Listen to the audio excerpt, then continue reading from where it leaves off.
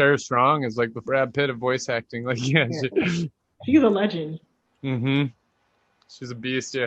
Did you guys hear that Archer actor had a stroke and lost his voice? Who? I don't know. I just saw the headline. Archer, what do you mean? The Bob's Burger guys? John Benjamin? I know. That's why I'm like, Yeah. who? It better not be him. Yeah, His not voice H. is John so Benjamin. iconic. Not the main guy.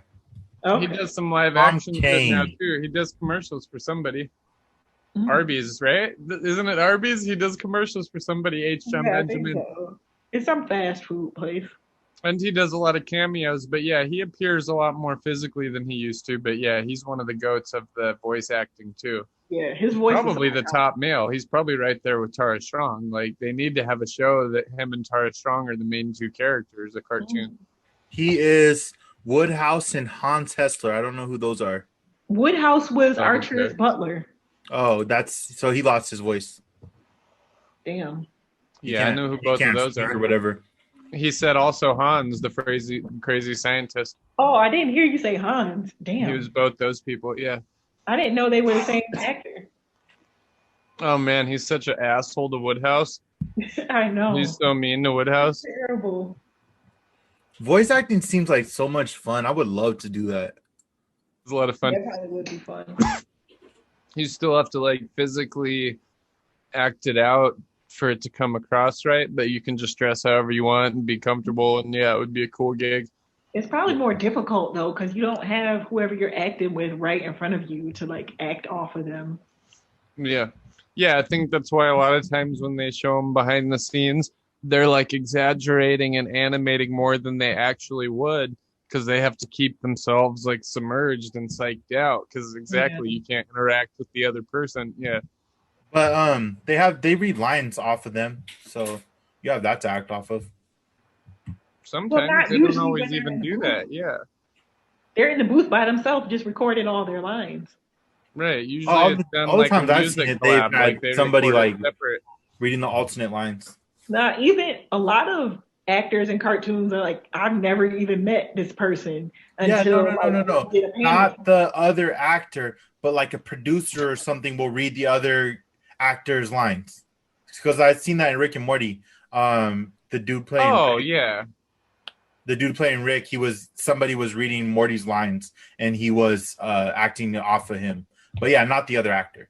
Oh, okay. Right, I see what you're saying. Yeah, it's like a placeholder like that. Yeah, there's probably somebody sitting in there saying the lines. I get what you're saying. Yeah, of course. Yeah, but that's more for timing. Yeah. Right, because the lines that they're saying back, the actor could improvise and they could end up using something different. So yeah, I mean it's just a template that they're doing that in between for and to give them timestamps so they don't just feel like they're just rambling off all these lines at once. Yeah.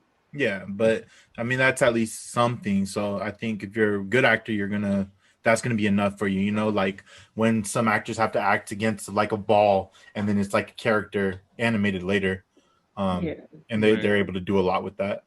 Well, and I would hope that they see some renders of what the characters are going to look like. Like it would make it a lot easier, obviously, if they're showing you a drawing of this is what your character looks like and this is what everybody you're talking to looks like, and you know what I mean? Yeah, Because I've seen some cartoons, where they especially when have- it's non-human cartoons, like I'd want to know how everybody looks, like and how my character, how I'm voicing is appearing. You know what I mean? Yeah.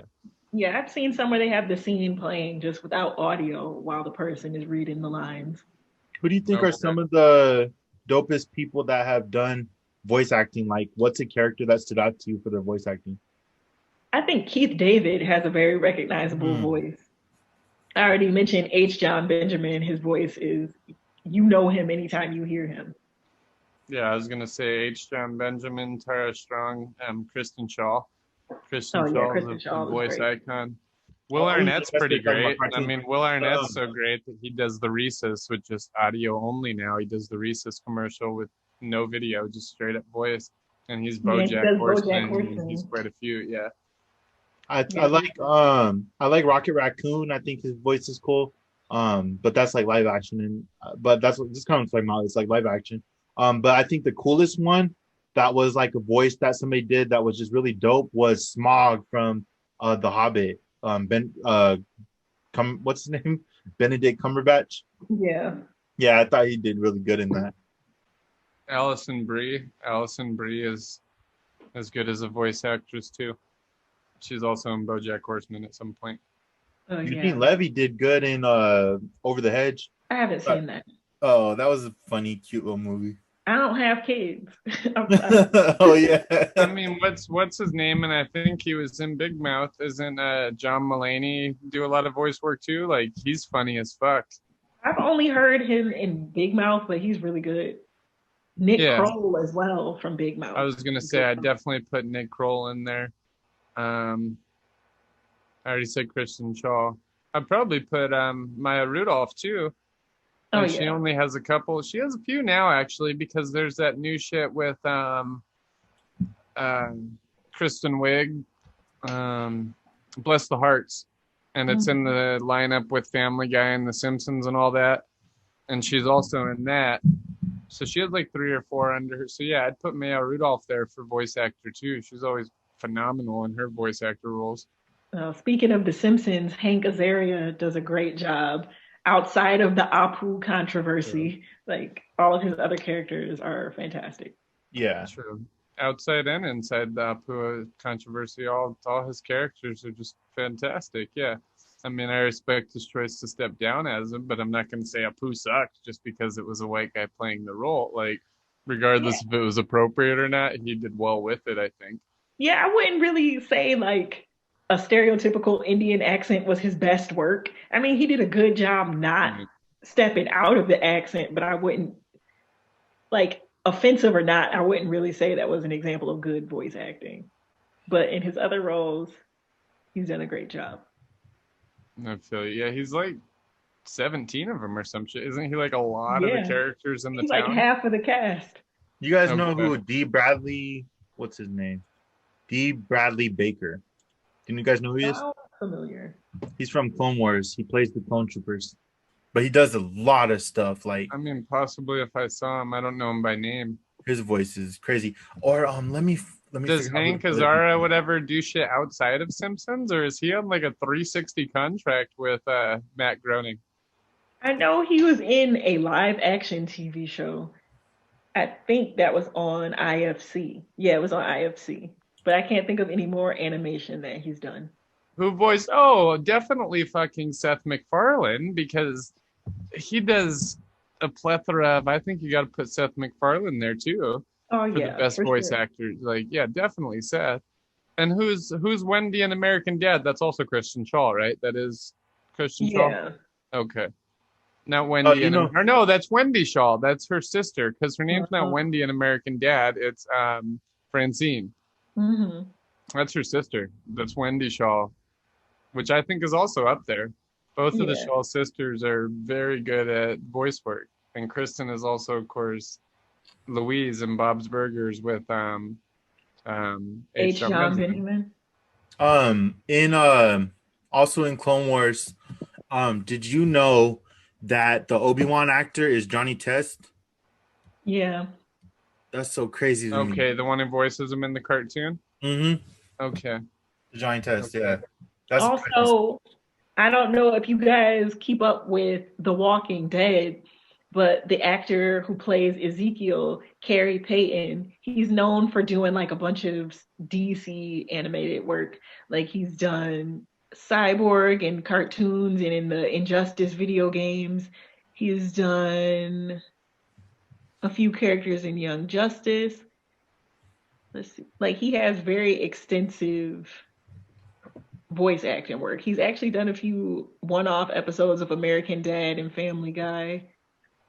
Like, if you look at his IMDb, you've seen him everywhere. But now The Walking Dead was pretty much his first big live action role.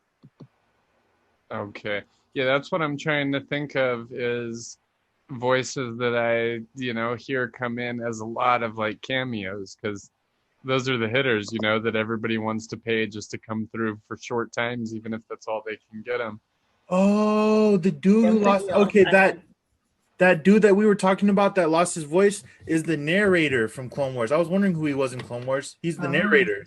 I didn't know that. what's he? He's do you know Venture Bros, right, Ted? Do you know Venture Brothers? Yeah. The Venture Bros.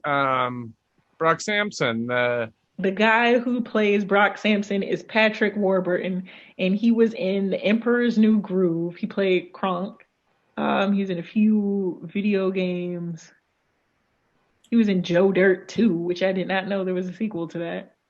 Yeah, he's in a good amount of live action shit too, but I think he's one of the best when it comes to voice acting for animated his stuff. His voice is so... Oh, he's Joe in Family Guy.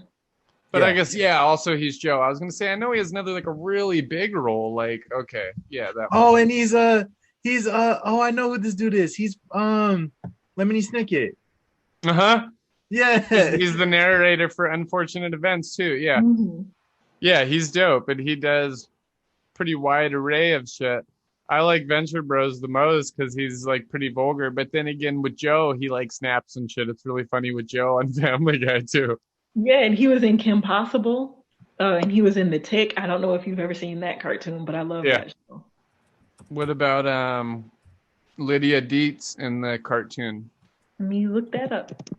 The Beetlejuice. That probably was Gerson. Lydia might have been Tara Strong. I wouldn't be surprised. Right, I wouldn't either. Oh, The Tick was good. Remember Freakazoid? Oh, I love Freakazoid. I like Freakazoid too. Freakazoid, Space Ghost. The Tick wasn't bad. Wasn't my favorite either, though. Yeah, it was funny, but I don't think I watched it religiously. Right. I didn't get real hyped about it like those other ones. Do you remember Harvey Birdman, Attorney at Law? I fucking loved Harvey Birdman. That show was really so bomb funny. too.